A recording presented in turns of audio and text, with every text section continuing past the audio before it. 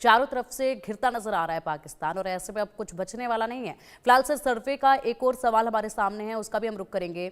सवाल तीसरा है, पीओके की समस्या को हल करने के लिए अंतर्राष्ट्रीय समुदाय का हस्तक्षेप जरूरी है। इसमें 76% लोगों का कहना है कि हाँ, यहाँ इंटरफेरेंस बहुत ज़रूरी है, तो 24% लोगों का कहना है कि नहीं, ऐसा नहीं है। और अगर बात की जाए तो इसको लेकर पहले भी कई प्रतिक्रियाएं सामने आ चुकी हैं। इसके बाद एक और सवाल है, पीओके भारत का हुआ तो क्या बदलाव देखते हैं आप? इसमें 49% लोगों का कहना है कि कश्मीर में शांति हो जाएगी, तो वहीं 14% लोगों का कहना है कि आतंकी कैंपों पर बड़ा एक्शन होगा। 35% लोगों का कहना है कि घुसपैठ में कमी आ जाएगी। 2% लोगों का कहना है कि इसमें कुछ भी कहा नहीं जा सकता है। कश्मीर में शांति होगी, डेवलपमेंट बढ़ेगा, और लोगों के दिल में इस वक्त जो एक डर है वो डर भी खत्म हो जाएगा। अब साथ ही साथ एक और बड़ा सवाल है सर्वे का कि आपके मुताबिक पीओके में रहने वाले लोगों का मुख्य मुद्दा क्या है? 18% लोगों का कहना है कि मानव अधिकार उल्लंघन मुख्य मुद्दा है। आर्थिक विकास, 26% लोगों का कहना है कि आर्थिक विकास मुख्य मुद्दा है। 43% लोगों का कहना है कि राजनीतिक स्वतंत्रता मुख्य मुद्दा है। तो वहीं 13% लोगों का कहना है कि इसमें कुछ भी कहा नहीं जा सकता है। अब इसी पर चर्चा के लिए हमारे साथ हमारे खास मेहमान जुड़े हुए हैं।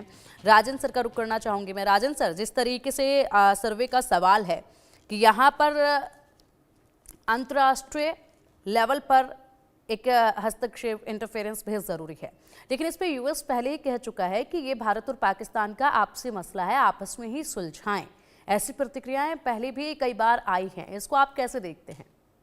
देखिए, जब हम इंटरनेशनल कम्युनिटी की बात करते हैं, अगर हम ये उम्मीद करते हैं कि कोई एक्टिव सपोर्ट में आएगा, तो वो जरूरत नहीं है, ये करना तो हमको पड़ेगा, खुद ही करेंगे हम। बट इंटरनेशनल कम्युनिटी एक म्यूट स्पेक्टेटर्स रहेगी, यानी कि कोई पाकिस्तान की मदद के लिए नहीं आएगा। ऑलरेडी हम देख चुके हैं उसके मतलब काफी, मतलब ना सिर्फ डोनाल्ड ट्रंप साहब ने, इवन बाकी देशों ने भी तकरीबन इसी, इवन जो इस्लामिक कंट्रीज हैं वो आने को तैयार नहीं है इस मामले में। तो एक्शन तो हमारे ही थ्रू होगा, but international community mute Spectator बन के तमाशा देखेगी, और जब हो जाएगा उसके बाद औपचारिक तौर पे अगर कुछ एक दो स्टेटमेंट देनी है तो दे देंगे, पर कोई मतलब अगर क्या बोलते हैं, पाकिस्तान की सपोर्ट में उसको कहीं से कोई नहीं आएगा। एंड यही इसका तरीका है, और उसके लिए जो डिप्लोमेटिक आइसोलेशन पाकिस्तान की जरूरी थी वो हम कर चुके हैं। तो इसीलिए मैं बार बार बोल रहा हूं कि अभी वक्त आ गया है, वक्त आ गया है कि डिप्लोमेटिक से आगे बढ़कर ये जो थोड़े से इंटरनल डिफरेंसेस हो रहे हैं या लोग में जो उबाल आ रहा है, उसका हम शरेआम फायदा उठाएं, और जहां से हो सके मतलब इसे को आजाद करा के, एक्चुअली में आजाद करा के भारत का हिस्सा बना लें। इसी से आपका जुड़ता एक सवाल था कि उसके बाद क्या होगा। देखिए, उसके बाद अगर आप गिलगित की तरफ देखो, हमारा सीधा रास्ता खुल गया सेंट्रल एशिया की तरफ। वखान कॉरिडोर के साथ आपका डायरेक्ट कनेक्शन हो गया, पाकिस्तान आइसोलेट हो गया।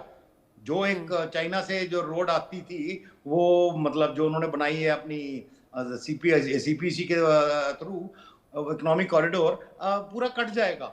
और इसमें चाइना को भी ज्यादा दुख नहीं होगा, बिकॉज उन्होंने जितने पैसे अभी तक खर्च कर दिए सीपीसी पे, उनको भी पता है वो वापस कुछ नहीं आ रहा उसमें से।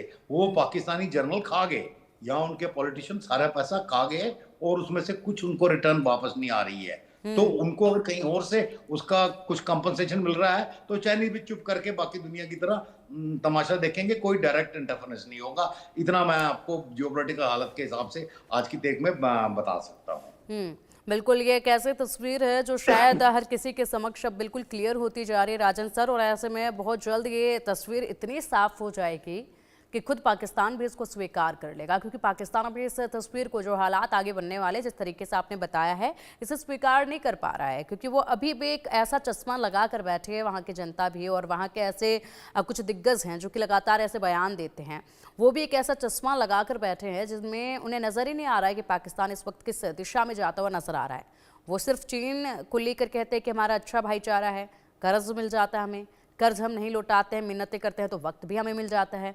उन्हें इसके पीछे समझ नहीं आ रहा कि कितना कब्जा जो है वो धीरे धीरे होता चला जाएगा और कहीं के भी नहीं रहेंगे। ये तस्वीर बिल्कुल भी साफ नहीं हो रही है। फिलहाल सर्वे का एक और सवाल था, और सवाल ये था कि मुख्य मुद्दा पीओके के लोगों के लिए क्या है। क्या मुख्य मुद्दा सर लगता है पीओके के लोगों के लिए? देखिए, मुख्य मुद्दा मोस्ट जैसे दुनिया के सारे अंडर डेवलप, मतलब मैं डेवलपिंग भी नहीं बोलूँगा पाकिस्तान को, अभी पाकिस्तान डेवलपिंग से नीचे आके अंडर डेवलप नेशन में आ गया है। जो है वही है बेसिकली, रोटी, कपड़ा, मकान, बिजली, पानी। ये बुनियादी मुद्दे हैं जो जैसे वो बॉर्डर के पार देखते हैं, उनको ये मुद्दे नजर नहीं आते। यहाँ जो डेवलपमेंट हुई है उससे कम ऐसा कोई नहीं है यहाँ के, जब हमारे जम्मू कश्मीर में जो कि दोपहर का खाना खाया, शाम के खाने के लिए एक आटे की बोरी के पीछे लड़ाई पड़ी हो। मतलब 24 घंटे में से 20-20 घंटे बिजली बंद रहती हो, पीने का पानी पर पूरी राशनिंग है, पीने का पानी पूरा नहीं हो रहा। नो, ये बेसिक मुद्दे हैं जो वो जस्ट अक्रॉस देखते हैं, लोगों से, अपने रिश्तेदारों से इधर बात करते हैं, बोलते हैं हमारे यहाँ तो कोई ऐसा कुछ है नहीं है। तो उनको लगता है हमारे साथ क्यों। और इसके साथ जब कपल आप ये कर देते हैं कि पाकिस्तान आर्मी उसको एज ए ऑक्यूपेशन एरिया इस्तेमाल कर रही है, वहां पे आज तक ढंग का कोई इलेक्शन नहीं हुआ है, कोई ढंग की डेवलपमेंट नहीं हुई है। जब थोड़ा बहुत लोग प्रोटेस्ट करते हैं तो एकदम उनके ऊपर फायरिंग होती है, उठा के जेलों में डाल दिए जाते हैं। इनफैक्ट काफी केसेस हैं जहां पे उनके इवन सीनियर, जो लोकल सीनियर पुलिस ऑफिसर थे, जब उन्होंने कुछ करिए उनको फौज ने उठा के जेल में डाल दिया करके। तो ऐसे मतलब जिसको इंसानी हक बोलते हैं, इंसानी हक को दबाने का वो मुद्दे जब इसमें जुड़ जाते हैं तो एक्सप्लोजिव सिचुएशन बन जाती है। वो एक्सप्लोजिव सिचुएशन इस वक्त बन चुकी है। इनफैक्ट जितनी 71 के टाइम बांग्लादेश में एक्सप्लोसिव सिचुएशन थी, लोगों में असंतोष था, उससे ज्यादा असंतोष अभी पीओके और ये गिलगित के इलाकों में लोगों में है। And it's just a question of time कि ये एक बार फूटेगा। जब एक बार फूटेगा तो भाई काइनेटिक एक्शन बात की तरफ से भी थोड़ा बहुत होगा, एंड ये लोग वेलकम करेंगे हमारी फोर्सेस को। जिस प्रकार 1971 में मतलब एक्चुअली हमको तो वो लोकल्स ने वेलकम किया था कि भाई आप आइए, हमको यहाँ से छुड़ाइए। वही हालत अभी वहाँ बन रही है एकदम। अच्छा सर, ये काइनेटिक एक्शन की आप बात कर रहे हैं, कितना समय इसमें आप देखते हैं कि कितना वक्त और उसके बाद ये एक्शन देखा जा सकता है? देखिए, होने को ये इसी साल हो सकता है। ये 3-4 चीजों पे डिपेंड करता है। एक तो कि भी हम, जैसे हमने पहले बताया कि हम डिप्लोमेटिकली इनको काफी आइसोलेट कर चुके हैं। अगर उसमें एक दो छोटा मोटा कुछ हमें डाउट है, वो हम उसको भी क्लेरिफाई करना चाहेंगे, ताकि हम नहीं चाहते होंगे कि जब हमारा ऑपरेशन हो कि कोई बाहर से थोड़ी बहुत भी इंटरफेरेंस, फिजिकल इंटरफेरेंस बिल्कुल ना हो, तो उसके लिए ज्यादा वक्त लगेगा।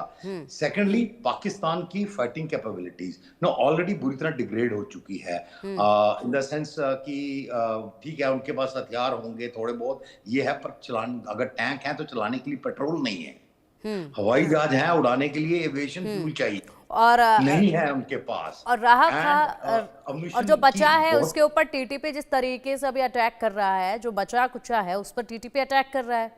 बिल्कुल, तो वही मैं बोल रहा हूँ कि भी वो है। और इस वक्त उनको अगर हमारे साथ लड़ते हैं तो एक किस्म की 3 फ्रंट वॉर हो जाएगी, 3 के 4 फ्रंट। वो हमको बोलते थे कि 2.5 फ्रंट वॉर आपसे लड़वाएंगे, वो ऑलरेडी 3.5 फ्रंट 4 फ्रंट वॉर लड़ रहे हैं। तो उनको अभी ये सब समझ आ रहा है कि हमने जो कुछ करना चाहा वो एक्चुअली उल्टा हो गया है। पर वो है, जैसे आपने बोला, मानने को तैयार नहीं है, क्योंकि मान लेना एक किस्म की एडमिशन है कि हमारी अभी तक की सारी पॉलिसियां गलत थी, हमने इस गड्ढे में जहां पाकिस्तान है खुद अकेला है कर को। तो ये उनकी जो पॉलिटिकल क्लास है, स्पेशली उनकी जो आर्मी की लीडरशिप है, वो कभी नहीं मानेगी, बिकॉज उनकी पूरी एग्जिस्टेंस इसी चीज पे मुनस्सर है कि अगर तो वो बोलेंगे भैया कि पाकिस्तान में इतनी बड़ी फौज चाहिए क्यों, जब वो लड़ने के काबिल नहीं हो। आप आज तक कभी किसी से लड़े नहीं, अपने देश में जो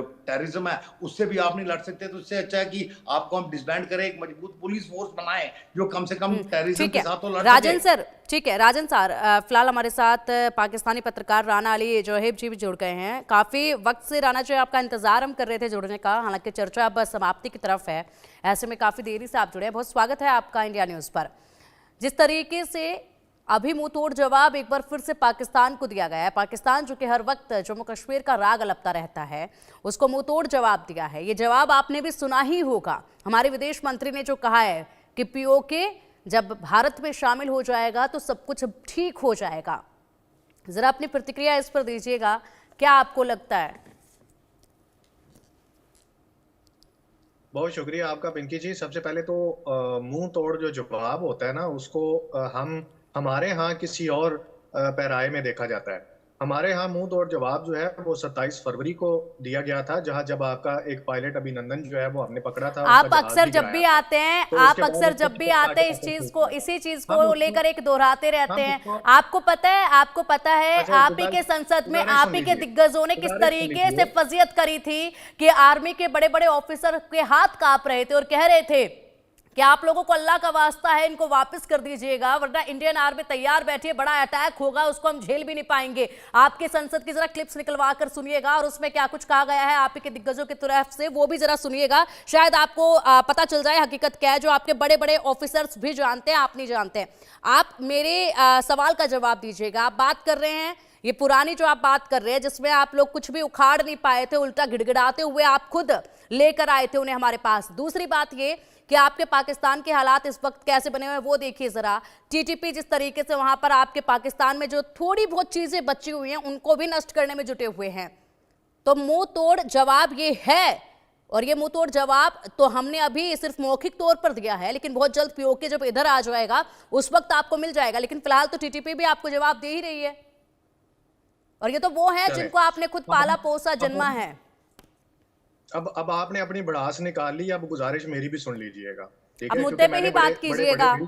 लेकिन आपका दिल इतना बड़ा नहीं है कि आप सच्चाई जो है उसको देख सकें। जिसको आप मुंह तोड़ जवाब कह रहे हैं ना, जो आप कह रहे हैं कि हाथ कांप रहे थे, ये हो रहा था, वो हो रहा था, आपको अंदाजा होना चाहिए कि ऐसे रिकॉर्ड में कोई चीज मौजूद नहीं है। लेकिन अभिनंदन को पूरी दुनिया ने देखा, पूरी दुनिया ने उसको नीचे उतार के उसके वीडियोस, उसके क्लिप्स, सारा कुछ मौजूद है। जिन क्लिप्स की आप बात कर रहे हैं, ऐसा कोई चीज यहाँ पे मौजूद नहीं है। अब आ जाए आपके दूसरे टॉपिक की तरफ, जो आपका टॉपिक है।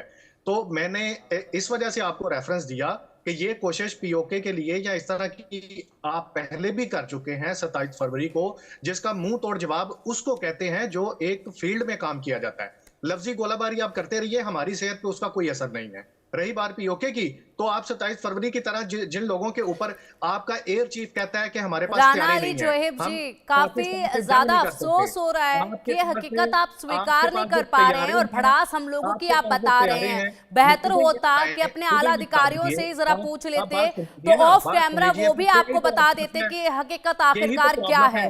खैर, आप बहुत देर से जुड़े हमारे साथ, आपको बहुत मौका मैं देती सुनने का, लेकिन फिलहाल मेरे पास समय की बहुत कमी है। अगर आप समय से पहले जुड़ते तो बहुत आपको चांस मिलता बोलने का, आपकी बातें भी हम सुनते। बहुत शुक्रिया आपका अंतिम वक्त में जुड़ने के लिए इंडिया न्यूज़ के साथ और हमारी इस चर्चा में शामिल होने के लिए। राजन सर, बहुत शुक्रिया आपका भी इंडिया न्यूज़ के साथ जुड़ने के लिए।